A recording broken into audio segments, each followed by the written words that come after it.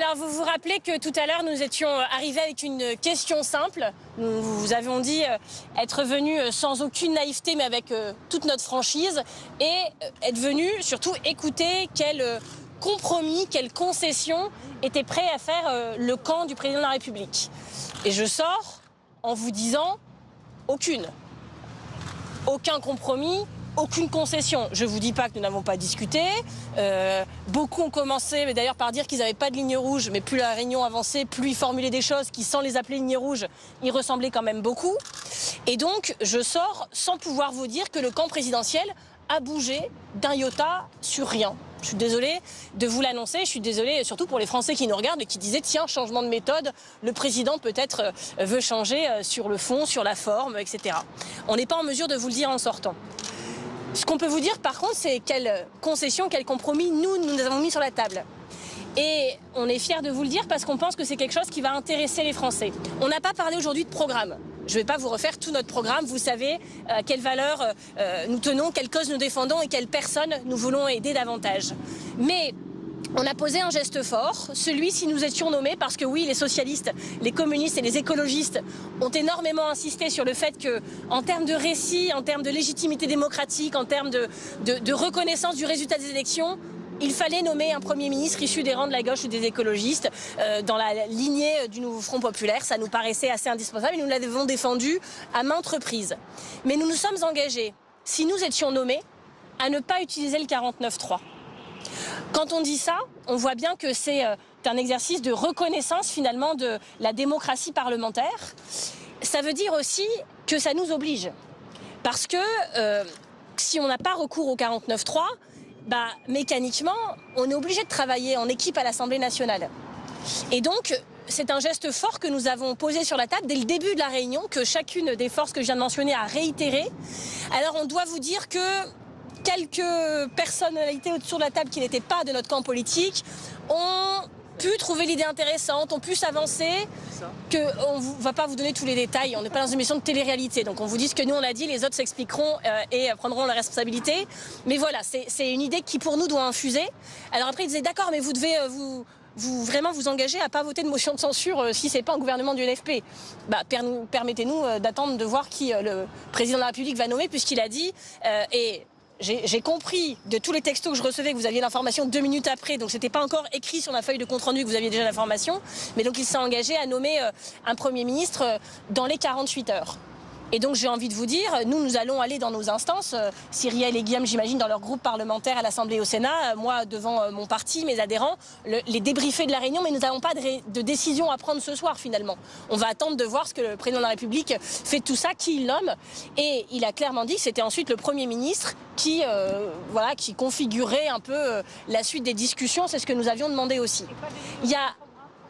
C'était pas une discussion programmatique, c'était une discussion de méthode, même si évidemment à plusieurs reprises, on a pu parler programme. Ce qu'il faut vous dire quand même, c'est que le président de la République a insisté plusieurs fois sur le fait qu'ils s'engageaient tous, et plusieurs personnes de la majorité l'ont fait, ils s'engageaient tous à ne plus se mettre dans les mains du Rassemblement national, à ne plus s'appuyer sur le Rassemblement national pour gouverner.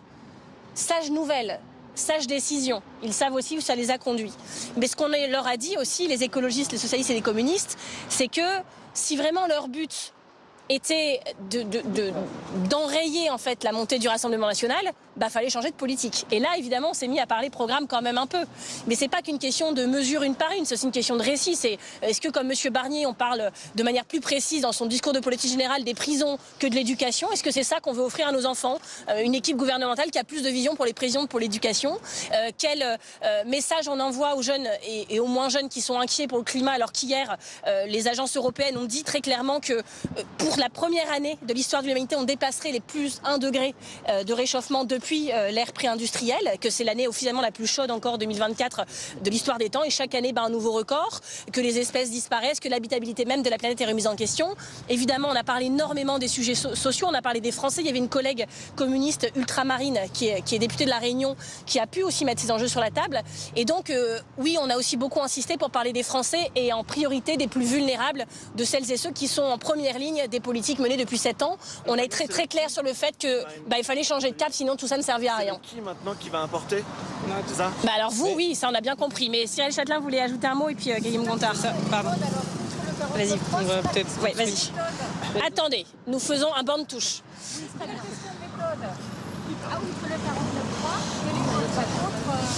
Sur la question de la méthode, il faut arrêter les réunions à l'Élysée. Voilà notre priorité. Vous l'avez dit. Il vous a pas relancé une invitation Emmanuel Macron En tout cas, nous, ce qu'on dit aujourd'hui, c'est nous ne sommes pas dupes. En fait, nous allons lundi étudier la loi spéciale sur le budget. La loi spéciale, c'est le minimum pour permettre au pays de fonctionner. Mais dès janvier, il faudra un nouveau budget. Il faudra un budget 2025 avec des nouvelles orientations politiques. Et donc, on ne peut pas se permettre de procrastiner, on ne peut pas se permettre l'immobilisme. Et nous ne sommes pas dupes que depuis plusieurs jours, le président de la République cherche à gagner du temps. Il cherche à gagner du temps et à éviter finalement de nouveau disparaître du jeu politique. Cela n'est plus possible. Donc il y a deux options. Soit, comme il l'a dit, il nomme un Premier ministre dans les 48 heures qui mènera les discussions sur le quoi, parce que comme nous l'avons dit, la question c'est qu'est-ce que nous voulons faire, sur quelle politique. Soit le groupe écologiste et social va saisir le bureau de l'Assemblée nationale pour que celui-ci préside les réunions de discussion sur le contenu et fasse émerger la nouvelle politique dont la France a besoin. Mais en tout cas, il n'est plus possible que les réunions se tiennent présidées par le président de la République parce que oui, on a besoin de parler de contenu. C'est ce que nous souhaitons faire. Il n'est pas possible de parler de méthode sans parler de ce que nous voulons faire, sans parler de la question des retraites, sans parler de la question des salaires, sans parler de la question de la transition énergétique. Pour cela, on a besoin d'un cadre où tout le monde est légitime à poser la question de cette feuille de route. Pour nous, c'est une feuille de route de gauche, c'est une feuille de route écologiste. Et donc oui, nous le redisons, nous appellerons le bureau de l'Assemblée nationale à réunir un cadre de discussion. Excusez-moi madame, mais il faut parler de ça surtout. Mais si vous avez vu le début de mon intervention, voilà, mais c'est, on va reprendre, mais non, mais en fait, je pense que ça démontre la question d'une inquiétude quand même très forte et de l'urgence. Et c'est pour ça que nous appelons à ne plus procrastiner. C'est extrêmement important. Le président s'est donné du temps. Maintenant, il doit choisir. Soit il nomme le nouveau Front populaire qui est le seul en capacité à avoir une politique et de changement sans dépendre du Rassemblement national, soit il refait l'histoire et finalement il renomme quelqu'un issu du bloc central ou des LR et de nouveau il aura la honte et le déshonneur. Est-ce qu'on a était inutile?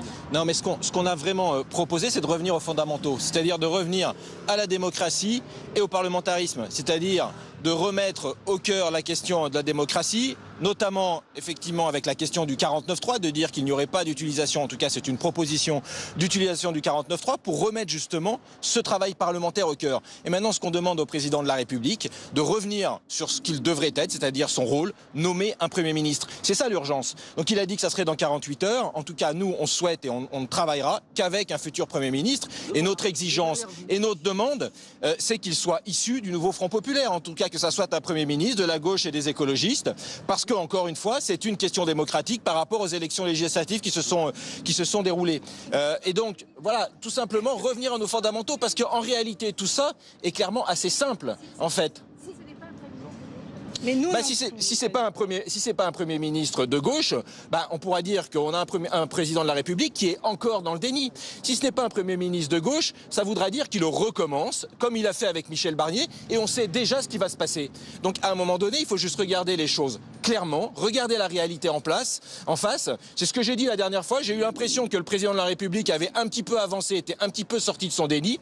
On l'a encore accompagné aujourd'hui. Maintenant, on attend les 48 heures. Qui nomme un Premier ministre de gauche et écologiste, et puis ensuite on fera notre travail. Si c'est un Premier ministre du centre, est-ce qu'il sera soumis à une censure de votre part?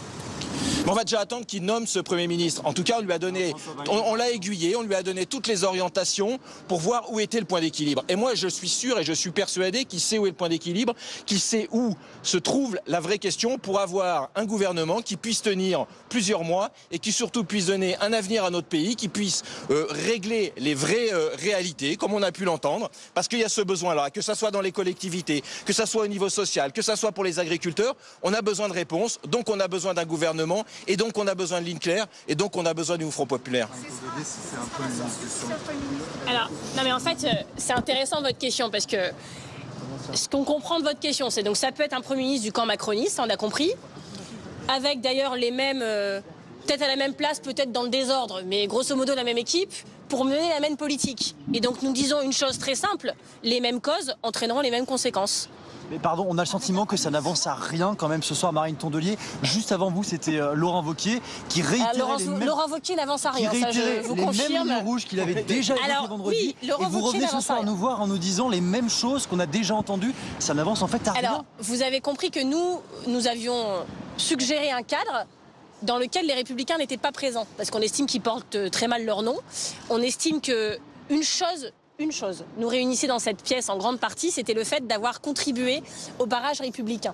Ils n'y ont pas contribué. Ils n'étaient pas de ce côté-là de l'histoire. Monsieur Wauquiez s'est permis d'ailleurs de faire le malin sur le sujet. Il aurait mieux fait de se taire parce qu'il s'est ridiculisé. Et en plus, ils sont venus à 6 parce qu'on comprend qu'ils sont dans un état où personne dans leur formation politique ne fait confiance à personne. Et donc, ils doivent venir à 6 pour qu'on ait toute leur sensibilité représentée. Donc, franchement, c'était pas à la hauteur. Voilà. Et donc, on estime que dans un cadre avec eux, on voit bien ce que ça veut dire quand ils sont autour de la table. Donc ça, c'est pas le cadre que nous avions proposé. Par contre, si vraiment vous voulez que je sois au maximum de mon optimisme, je peux faire un effort. La première chose, c'est que M. Macron s'est pas précipité à 20h le jeudi, le lendemain de la censure, à nommer quelqu'un vraisemblablement encore plus à droite qu'avant, comme il avait prévu de le faire. La deuxième chose, c'est qu'il a consenti à une réunion pas exactement dans le périmètre que nous aurions souhaité. Vous l'avez compris, parce que nous, on avait aussi suggéré à l'AFI de venir. On pensait que ça aurait été important pour donner plus de poids aux propositions que nous portions. Mais au moins, cette réunion avec les forces politiques pour qu'on se parle, pour qu'on pose nos accords et aussi nos désaccords, vous l'avez compris, ait lieu. Et puis troisièmement, quand j'entends tout le camp macroniste et celles et ceux qui nous ont conduits là dire « nous nous engageons à ne plus travailler avec le Rassemblement national, à ne plus nous mettre dans leurs mains à l'Assemblée nationale », on se dit que c'est quand même un progrès majeur. Mais si c'est pour s'arrêter là, vous avez raison, ça n'aura pas servi à grand-chose. Donc on leur dit encore un effort. Nous avons posé une proposition forte sur la table, celle de ne plus utiliser le 49.3. Ils devraient faire de même. Ils devraient faire de même parce que je vous rappelle que les Français, des fois on dit « ah, les Français ne s'intéressent plus à la politique ». Je pense que tous les Français savent ce que c'est qu'un 49.3 parce qu'au moment de la réforme des retraites, ils l'ont... je ne vais pas dire qu'ils ne l'ont pas vu venir, mais ils l'ont senti passer, ils s'en rappellent. Et donc je pense que pour rétablir la confiance dans la politique, c'est une mesure importante. Mais vous voulez à tout prix qu'on censure tout le monde, mais évidemment qu'on ne va pas aller... je ne vois pas pourquoi un Premier ministre de droite aura envie de trouver des compromis de fond avec nous, c'est pas vrai. D'ailleurs, M. Wauquiez, il vous l'a dit en sortant, il a une obsession à dire « alors j'ai pas de ligne rouge, sauf tout le programme du NFP ». Ah bon ? Bah ok. Il n'était peut-être pas à la bonne table. Ce délai de 48 heures, c'est un engagement ferme du président. Il y a eu beaucoup d'annonces de délai précédemment qui n'ont pas été tenues. Il y a plusieurs autour de la table à l'entendre. C'est l'objectif. Un objectif ou un engagement? C'est un engagement objectif. C'est une déclaration et on sait que les déclarations du président de la République ne sont pas toujours suivies des faits. C'est pour ça que nous disons il y a deux cas. En fait, les questions que vous posez... On se dit que tout est possible, en tout cas qu'il y a besoin de ne pas rester bloqué. Et toutes les questions que vous posez sur Premier ministre, nos droits, enfin en gros à quoi ça sert? On le dit, effectivement, pour le moment, ça n'arrive pas à suffisamment avancer parce qu'on n'ouvre pas les questions de fond et c'est de ça dont on a besoin de parler. Est-ce qu'on est prêt de faire un budget en allant chercher des nouvelles recettes? Est-ce qu'on est prêt à abroger la réforme des retraites? Est-ce qu'il y a un engagement sur la transition écologique? En fait, oui. En fait, tant qu'on n'a pas répondu à ces questions, eh bien, c'est difficile de se positionner définitivement. Et la deuxième chose, vous nous interrogez, moi j'ai quand même une personne que je n'entends pas, que j'ai peu entendue pendant la réunion, il s'appelle Gabriel Attal. Et en fait, je pense que c'est aussi l'un des points d'Immobilis, c'est non seulement le président qui profite de ce moment pour revenir au cœur de l'arène politique, mais aussi Gabriel Attal qui finalement est un peu coincé. Il a deux options. Soit il reconduit une politique avec les LR, main dans la main avec le Rassemblement national, soit il accepte enfin de discuter sur les sujets dont je viens de parler, la question des recettes, la question des retraites, la question de la transition, et donc il accepte le fait qu'il peut y avoir une cohabitation et que la gauche et les écologistes, le nouveau Front populaire, est le poste de Premier ministre. Mais aujourd'hui, cette parole qui manque, c'est celle de Renaissance et de son président de groupe, de parti, qui reste extrêmement vague. Donc désormais, toutes les questions concernant les compromis, comment on avance, comment on fait, vous les adressez donc à Monsieur Attal, qu'on a trouvé...